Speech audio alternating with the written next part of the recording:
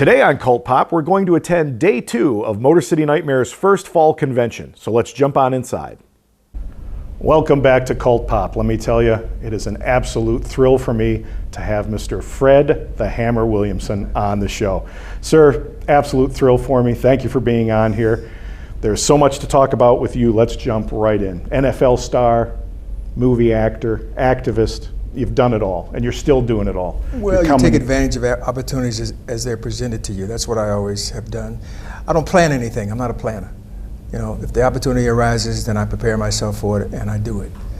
And I do it to the best of my ability, and then I move on to the next thing. I'm not a guy who looking for careers or looking for any things, epitaphs that I got to leave behind. I want to do everything, and I want to do it all well. Amazing.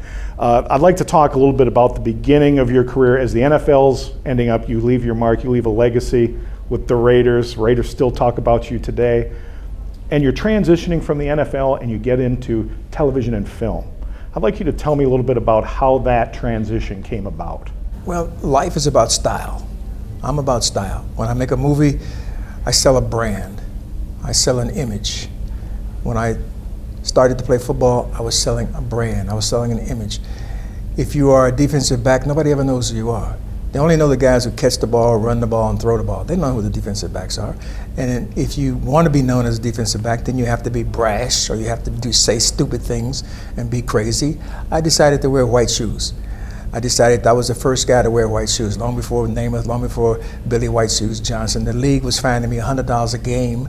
It cost me $100 a game because they said I was breaking the dress code. But I didn't really care, because people would sit up in the stands and they said, I don't know that guy's name down there, but I think they call him the Hammer. He's the one with the white shoes. So I was going to sell Hammer hot dogs after football. I had no idea that I was going to go into the movie business because I was an architect.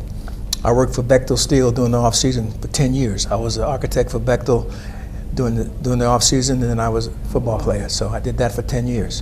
When I stopped playing football and retired and went full-time as an architect for Bechtel, I couldn't make the transition after so much free time. After 9 months, the wall started closing on me.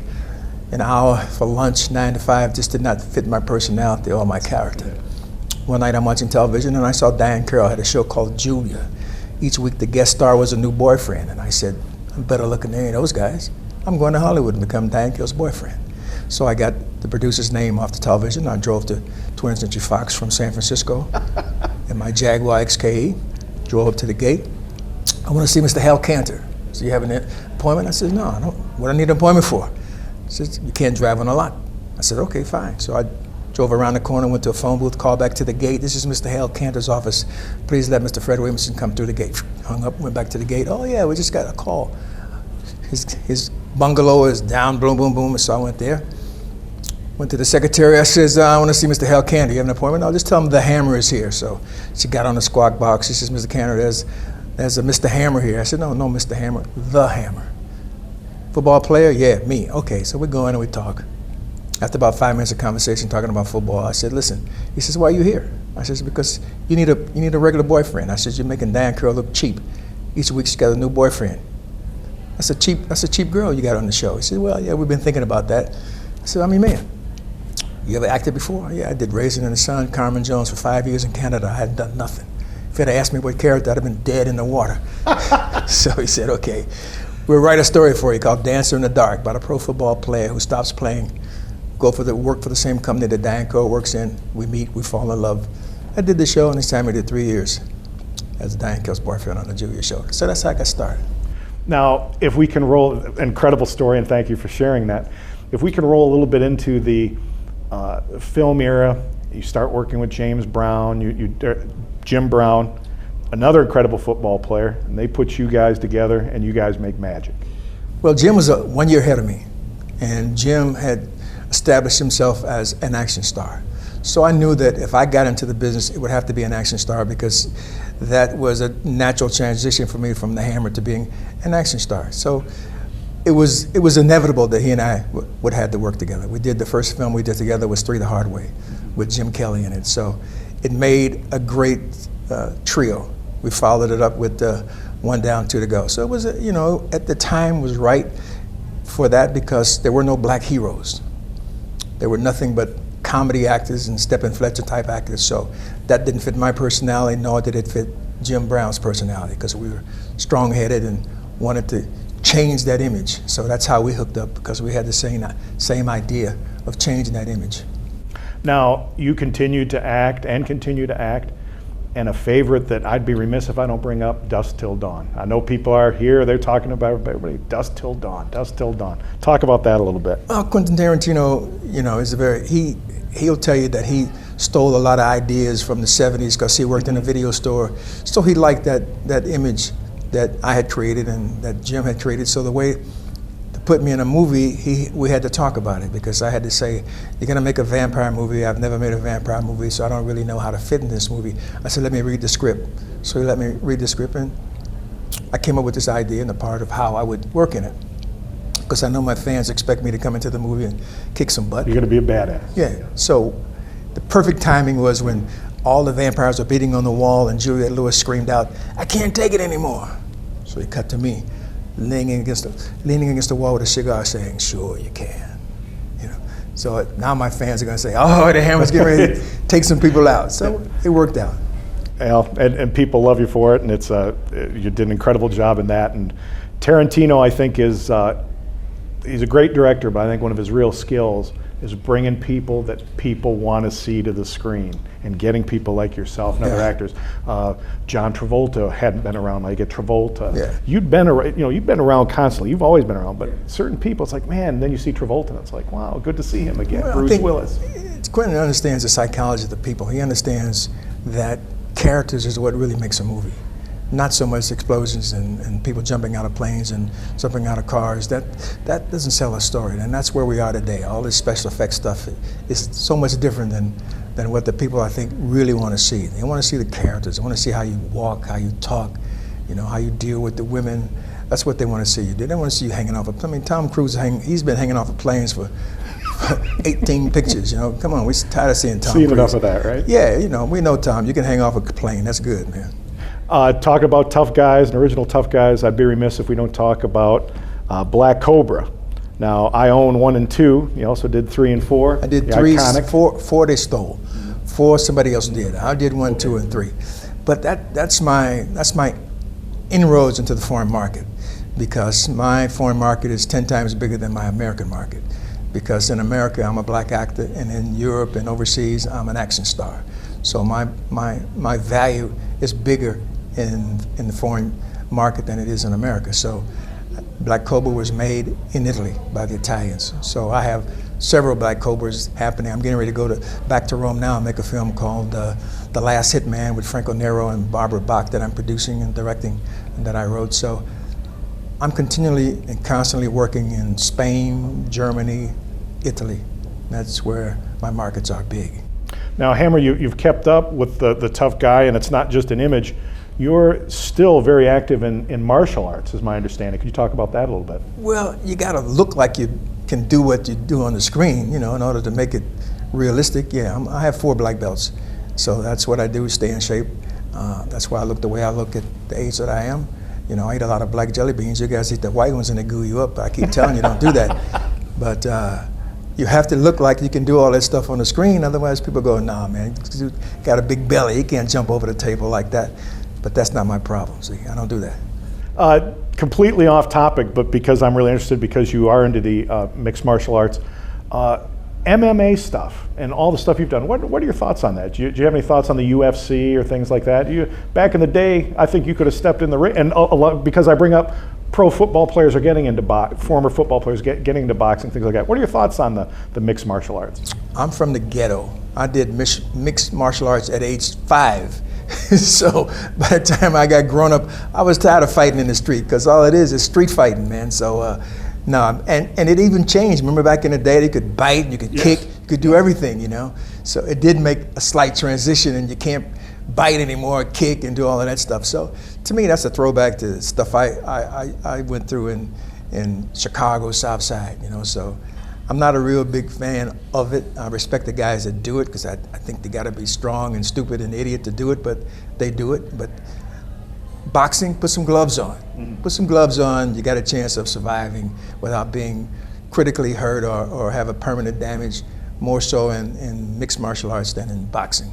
Okay, that was something for me because I'm a fan of that, and I was curious your thoughts. Well, you didn't fight much as a kid. No, well, later in life I fought a No, little bit. I fought all my life because I was so good looking. They thought I was weak. They thought I was weak. I used to have nice clothes. My mom used to dress me in nice clothes, pleats in the pants. I was the best dressed kindergarten kid. So everybody used to fight me, try to make me dirty. And you're still good looking, so I know who won. Dang, I won most of them. That's right.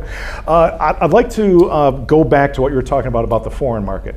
Because if you go on to IMDb and look you up, we're going to have hundreds of films, films and TV credits. Yeah. And you're staying active. Yeah. 2-3 films coming out constantly. You've got stuff in production, pre-production, post-production. Talk a little bit more about that foreign market. I think some of your fans may not know about that and would be really interested to know about it. Well, I think they know.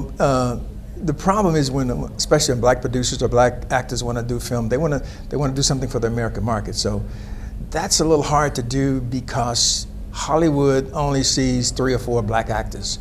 When a white producer looks at a script and it says a black part, they see Samuel Jackson, they see Will Smith, they see Denzel Washington. They don't see all the other struggling black actors trying to get into a role. And some of them are really good actors and just as good as actors as any of those. But Hollywood, you know, you got a kid who's a producer now, he's 35 years old, 30 years old. He don't remember Fred Williamson or Jim Brown. When I got into the business, it was getting me Fred Williamson. 5 years later, it was getting me somebody who looks like Fred Williamson. Then 5 years after that, who is Fred Williamson, right? So to keep that from happening, I have to do my own thing and make my own kind of movies, and that's why I stay in the genre because that's what sells for me. So there's no surprises. In a movie, I don't sing, I don't dance, I don't do that. I'm the black Clint Eastwood with martial arts. Before I wrap things up, I'm curious about your thoughts. Are there any actors or directors maybe that you enjoy watching now? My stars are Clint Eastwood and the late Bronson. Beyond that, you know, that's it for me. I'm an Eastwood fan from you know, being his own director, writing his own script, created an image and stuck with it. People were saying, hey, you want to be typecast, you can't do the same thing all the time. Typecast means you're gainfully employed all the time. You make a change. I've seen actors who change their image to do something different and then they disappear. Right. Then they're broke. And they're broke and they disappear because people forget them because whatever they saw them before, they don't accept the change. So if you're doing something and it's working and it's good, don't let anybody talk you out of it. If it works for you and you like what you're doing, stay with it. Well, I asked you this off camera, but I got a good smile out of it. So I'm going to ask for the folks at home, how can folks at home might want to look you up on Facebook or go to your website or give you, how can someone get a hold of the Hammer? Well, that's no problem because I don't tweet or twatter or tutor. I don't do none of that, so you cannot find the Hammer. So the Hammer's not found unless he wants to be found. Cannot find the Hammer. Okay, sir. Well, that's a perfect way to bring this to a close. In all sincerity, it's been an honor for me to interview you. And for all the people that are at home and watching this and don't get to say this personally, thank you for the hundreds, if not thousands of hours of entertainment you've brought me and everyone else. That's what it's all about. We really appreciate it. And I thank you for being on the show, sir. My pleasure. Stay tuned for more Cult Pop.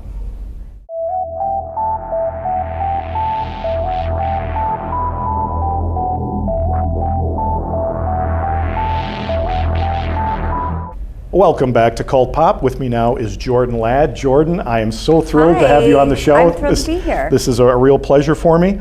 And as a genre fan, I'm a big fan of yours, and you're a great actress, and I love your stuff, and I want to jump right in. Excellent. And start talking about some of the films, and maybe you can share some stories about some of the films that you've worked on. Cabin Fever. My fans would kill me if I didn't start right off with Cabin Fever and share maybe some interesting stories about your time on that film. Oh gosh, we had the best time. It was like camp, and it was one of those scripts where, you know, real horror wasn't big at that time, and it was one of those scripts where we read it, or I read it, and I thought, this could be really terrible or really awesome, but it could go either way. And luckily for us, it was really awesome. But I think that that's a testament to Eli Roth as a director and his vision and just his sensibility. And it has like a kind of a tongue-in-cheek sense of humor, which I really appreciate about the movie. when I saw Cabin Fever at the time, it was one of, especially in the horror genre, it was one of my favorite things in the past, from that point, about 10 years. I just absolutely adored that film, and I've liked Eli Roth ever since then. And he's zigged and zagged and gone in different directions, but I really like what he did. And that's quite a, you've done a lot of work, but then to work with an actor like that or a director like that as an actor, must be kind of rewarding, because it had to be a different vibe than what you were used to, I'd assume. Yeah, I mean, I'd worked on a lot of other genres and television and TV movies and movies, and Eli just was had great instincts, and especially about casting. We all had so much chemistry together, and we really felt like friends, all of us. And I think the most inspired, fun casting in the movie was Old Man Caldwell, who just recently passed away, Robert Harris, and he was such a lovely person. And Giuseppe Andrews and the Pancakes Kid. And those were all, like, not Giuseppe, but those were, the other characters were local people. And Eli just had a great eye and let people run with their instincts. And I just thought that was really cool. And you could see that he was informed by David Lynch, that he'd worked for him for a while. And those odd moments in the movie that really kind of make it more special than just your average Kids in the Woods horror movie. Now, continuing on with the horror and thoughts of that, Death Proof and Grindhouse, you know, what a great experience that had to be, if you'd talk a little bit about that. Oh my gosh, well, I would say Quentin is one of two of my most favorite living directors, the other being Martin Scorsese. But I love Quentin Tarantino, so just even getting to meet him and then audition for him and then work for him was such a dream. And then an all-girl cast with Kurt, but essentially an all-girl cast, was just like so far out. I mean, his words are fun to say. There's a reason he won 2 Academy Awards for writing. And he's an amazing director. I mean, and he's just like he is on TV, you know? Now, do you have any interesting stories or anecdotes from that time? Because it just seems like such a crazy movie, and the cast and everything. It seems like that must have been a really interesting time and an interesting shoot. Yeah, it was a long shoot. We mostly shot nights, so we slept all day. We were like little vampires, and then worked all night. But I'll never forget, at the effects shop, we'd have to keep going in because they had dummies of us made, and they were perfectly done, and they had to keep going in to get my hair color right. And I'd drive out to K&B Effects, to Greg Nicotero, and he'd check the hair over and over and over again. And at one point, I walked in and I saw 3 of me laying on the ground with no clothes on with some camel toe, and I was like, what are you guys going for here? What is happening? It was kind of terrifying. Then I saw 3 Sidney Poitiers and 3 Vanessa Ferlitos, and I mean, they're real artists, those guys, but it was just, I'm wondering who has these dolls. I mean, they were so accurate, and their dolls themselves were cut exactly to every inch of our body. We get in a machine, and it kind of grafts your entire body. You get in a Da Vinci pose, and every single thing is accurate. It's like an Invasion of the Body Snatchers moment right there. Apparently. Be careful. Thanks for sharing that. That's a cool story. I want to ask you about the Hostel. You were in Hostel 2 and jumping on a franchise like that, if you had any interesting thoughts or something. Sometimes people find great success or don't enjoy being on, you know, a movie 2 or 3 or whatever. And I wondered if you had any comments on that. Well, first of all, you know, if Eli wants me to do something, I'm pretty much on board. But with Hostel 2, I've never seen the movie. And he said, you know, listen, come over and do this little role in Hostel 2, and while you're here, we're going to shoot the Thanksgiving trailer. And so the production of Hostel 2 flew me over to shoot that, but I was really there so we could shoot that fun Thanksgiving trailer with all the 70s lenses. And Jay Hernandez stayed on to shoot that, and Michael Biehn was in town shooting something else, so he jumped on board, and we all just had like the best time ever shooting that Thanksgiving trailer. So, I mean, I loved Hostel, and I don't remember why I didn't see Hostel 2. I mean, I get squeamish and scared, by those kind of kills, and because it was women getting tortured, maybe that was why I didn't see it. But I really did it just so that I could get over do to this other see. thing. Yeah. Well, excellent. But I hear people love it. That's the kind of stories I'm interested in, so I really like that. I told you off camera I wanted to talk a little bit about your TV series Robot Chicken that you were involved in a little bit. You were involved with that series, and that's kind of a favorite of a lot of my friends and fans. So talk a little bit about your involvement with that. Well, when I first started acting, and like maybe my second audition in LA, I met Seth Green, and he and I became instantaneously best friends at that point. And then we were friends for years, and then I don't remember why we weren't. I think maybe I was involved with a serious relationship, and he was, and so our friendship kind of phased out for a while, and then we ran into each other again. And he said, I'm doing this really cool show with toys, and these little sets come down to my studio. And I'd always known Seth to have action figures and play with toys. And I was like, I can't believe that you're doing a series that you would do just like by yourself or with your friends, and that you've made this like a real show. This is so impressive. He's like, well, come down and do voices sometime. And I was like, yeah, totally. Not thinking he'd call me. And then on my birthday, he called me and asked me to come in and do some voices. And it was like the easiest job in the world, because you don't have to have props or do makeup, or you just come in and you do voices and you play around and you leave.